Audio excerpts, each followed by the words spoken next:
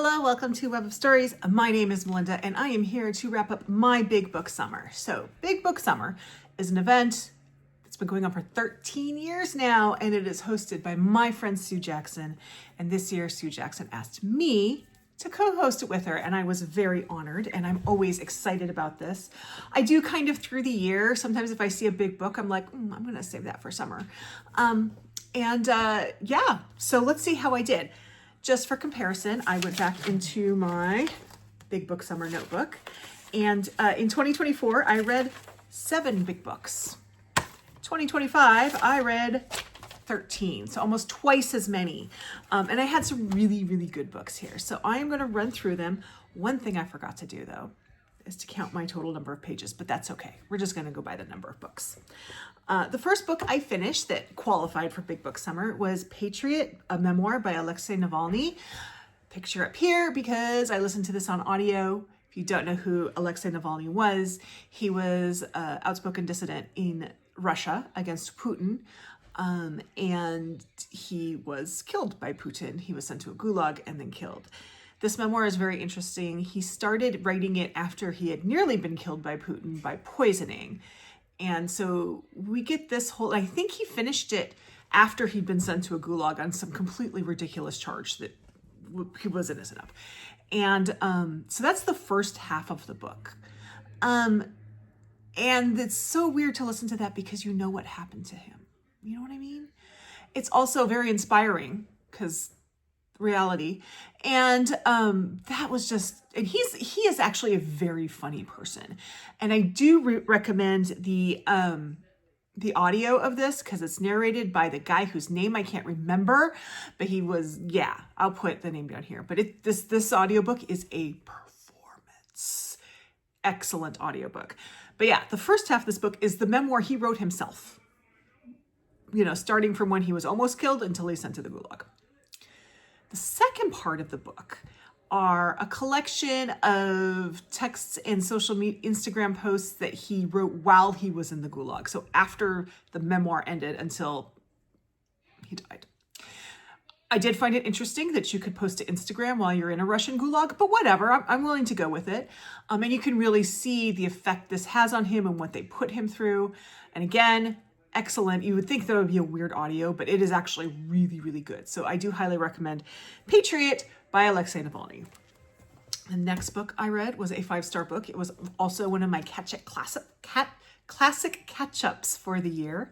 I had saved it specifically for the summer, and I have another one in the same thing because it was a big book. And I did this as a buddy read with a group of people, and this is The Grapes of Wrath by John Steinbeck. I can't believe I had never read this book before. It's excellent. You know, I have some quibbles with it. And while this is a 5-star book, it is definitely one of those that even though there's quibbles, I still think it's 5-star because it really, really affected me. And I'm really glad I read it. I have not read a Steinbeck I don't like. Now, I have only read a handful of Steinbeck so far, and I'm still reading through them, but really, really good. I think I might still prefer East of Eden, but this is still really good. The third book I have is one of 2 in a series that I am continuing to do. And this is Anne Boleyn, A King's Obsession. I forgot to tell you how many pages these books were. Patriot is, according to Goodreads, 496 pages. The Grapes of Wrath is 544. This is 538. This is, of course, a story about Anne Boleyn. We all know who Anne Boleyn is. And in her honor, I didn't plan this. I'm wearing my Tower of London shirt. If you want to know what it says, you need to go watch my August wrap-up. I read it there. So this is part of the 6 Tudor Queen series by Alison Weir, where she goes through each of the Tudor queens. Obviously, this is number 2 because she's the beheaded of Divorce Beheaded. This is an interesting book because Anne Boleyn is such a hard character to pin down. There's sort of this folk hero-ish with her thing going on about Anne Boleyn and her tragic thing. I don't consider Anne Boleyn tragic at all. Anne Boleyn played the game and she lost. You know, some of Henry VIII's queens were tragic. She was not one of them. Anne Boleyn is not a likable character, and I think that she does a good job well, she does as good a job as she can of making her not likable, but make you still have some sympathy for her, and that's really hard to do with Anne Boleyn. Anne Boleyn is the most important of the six queens. She is the most consequential of the consorts, probably of any English consort. She impacted English history more than any other consort. But she was also a really difficult character to point down. She was an enigma in many ways. One of the reasons why she's an enigma is there's not a lot of contemporary sources to her after she was, Henry VIII tried to erase her from history. And a lot of the things that were written about her after the fact were supremely biased to stay in the good nature of the king. So, yes, this is an interesting book. It wasn't flawless. I gave this 3 stars. It wasn't flawless, but I think that Alison Weir did the best she could with it. The 4th book I read, I owned it, and but I listened to it, and I think I have since unhauled the book. And that is Remembrance by Rita Woods. The plot of this one is that there is a town full of freed African-American slaves that no one can see. Keep that one in mind. Just saying, it shows up again. This one had 411 pages. I gave it 3 stars. It is a triple timeline book. So there's like a 1700 storyline, and then there's an 1800 storyline, and there's a modern day storyline. My biggest problem with this book is I don't know why there was a modern day storyline. It did nothing to the story. In fact, it was distracting from the other storylines. It kept taking you out of the story. I didn't like that modern storyline. It was much better if you just read the 2 really historical ones. So that was my feeling on that. But again, keep that plot in your mind. The next book I have was a buddy read with Michelle at Michelle and Reads, and it's going to make sense. I read Jane Seymour, The Haunted Queen. Jane Seymour followed Anne Boleyn. This book has 541 pages, and I like this book more than I thought I would. And the reason why I kind of went into it thinking I wouldn't like it as much is because Jane Seymour is really boring. Like, the person, historically, she's just not that interesting. She's from there are people in her family who are interesting, but she herself is not interesting. But wouldn't you know it, Alison Weir made me enjoy reading about her. Alison Weir, I think, is getting, at the time she wrote this book, was getting more comfortable with writing fiction because she was a nonfiction writer. And she's willing to step a little bit away from the fiction, which helped. There is a, let's just say, supernatural element in this book, which you can probably tell by the subtitle, The Haunted Queen, that I thought worked really well. I think it really made the book work. I think I like this more than Michelle, but then Michelle says herself, she doesn't know a lot about these queens, and I have a degree in history, in British history. With the Tudors was my main area. So I know about the queens. And the fact that Alison Weir made me enjoy reading about Jane Seymour, that in itself is a huge thing. So this was a 4-star book. The next book I listened to on audio, so I'm going to put it up here, and that is The Briar Club by Kate Quinn. This is the 3rd Kate Quinn book I have read. The first one was The Huntress, the second was The Rose Code, and this one is The Briar Club. And what's interesting about the Briar Club is sort of characters from other books. Definitely The Rose Code, and also The Diamond Eye, which I read part of and I DNF'd for reasons that I have explained many times. It was a soft DNF. They kind of show up in here. This book was a little different than I expected. I did read that it was sort of about McCarthyism and the Red Scare in like 1950s Washington, D.C., and that's there, but this is much more about a group of women who live in a boarding house. And I found this book oddly comforting. There's the sense of community and what these women were going through. It just was kind of a balm to my soul right now. I gave it 4 stars. How many pages was it? I have to look that up. 432 pages. Anything that I read on audio or digital, I basing the page count off Goodreads, just FYI. Really, this was kind of the book I needed to read right now. There are a lot of recipes in it, so I kind of need to get a print book so I can look at the recipes, because some of the recipes I want to try. There is also on Spotify, Kate Quinn put together a playlist because there's a lot of music mentioned, so it's very atmospheric. If you've never read Kate Quinn, I don't know if I'd start with this one, just because she mentions characters from other books, historical characters, so real people. But B, it's so atypical from the other books of hers that I've read that I kind of feel you're setting yourself up for kind of a downfall with when you read another one. So I would say get a couple Kate Quinns under your belt before you read this one. Not that it's harder or anything, it's just because it's atypical. But I gave it 4 stars.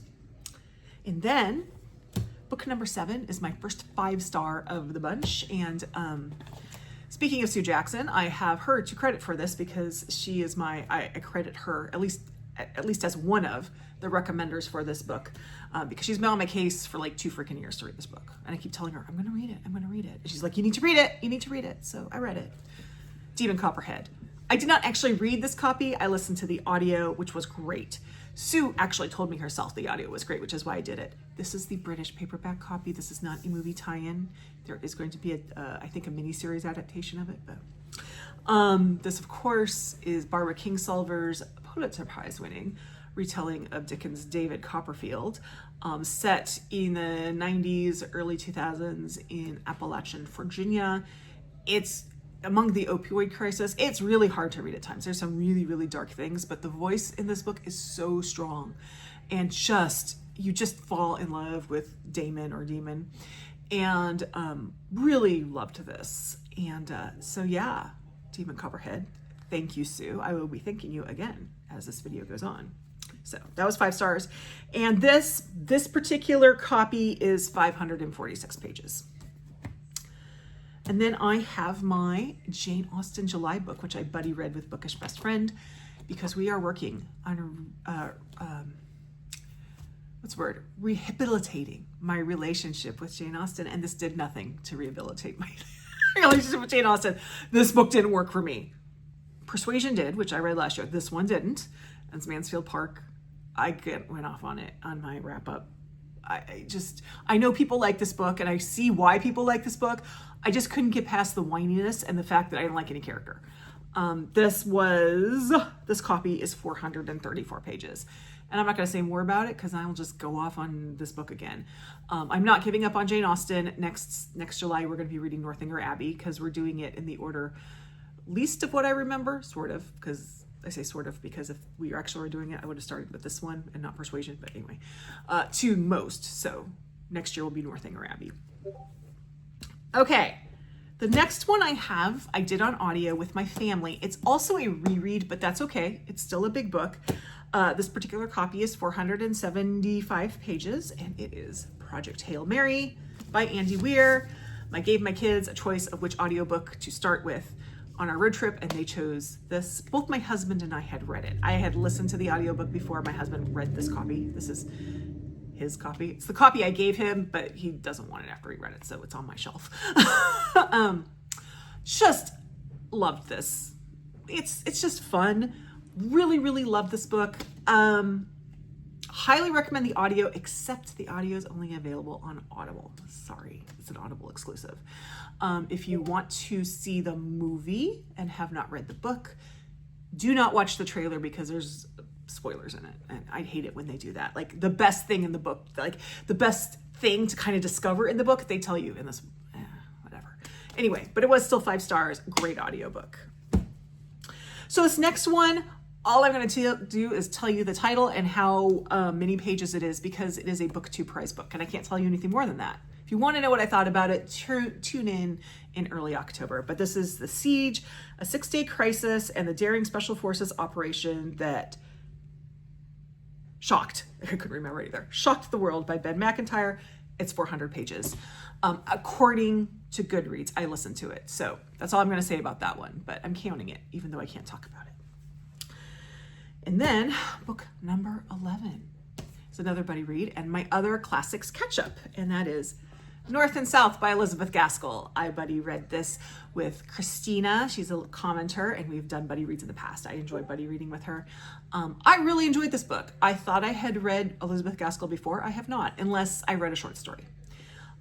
This was serialized, so you can kind of tell reading it kind of has that serialized feel about it, but it's really accessible. And I do think that if you have not been reading Victorian novels and you kind of want to know where to start, Elizabeth Gaskell might be a good place to start, because I think she's more accessible than, say, the Brontes or even Dickens. So really enjoyed this book. I just had some minor quibbles of it that put it in 4-star territory. A lot of those quibbles had to do with the fact that, sorry, my thing's going crazy, had to do with the fact that it clearly had been serialized, but that's fine. Definitely will be reading more Elizabeth Gaskell. This was fun. We're almost there. Now, the next book I've had, penultimate book, and that is Ours by Phillip B. Williams. And the plot of this book is there is a town populated by freed, enslaved African Americans that people can't see. This book came out second, so I don't want to make any kind of weird things, but it is weird that it is the same plot. Very different books, though. This one, I cannot tell you what the genre is. I thought it was historical fiction, and then I thought it was horror. It's probably fantasy. I don't know. Historical fiction with fantastical and horror elements. I don't know. This is in the 3-star, I don't know what to think of it category, and I did just finish it yesterday, so still kind of thinking about it.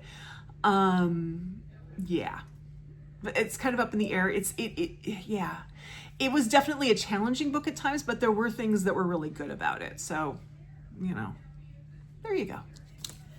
And finally, got my big pile here, my final book, which is my 5-star book, my best book of this pile. It's currently number 2 on my best book of the year.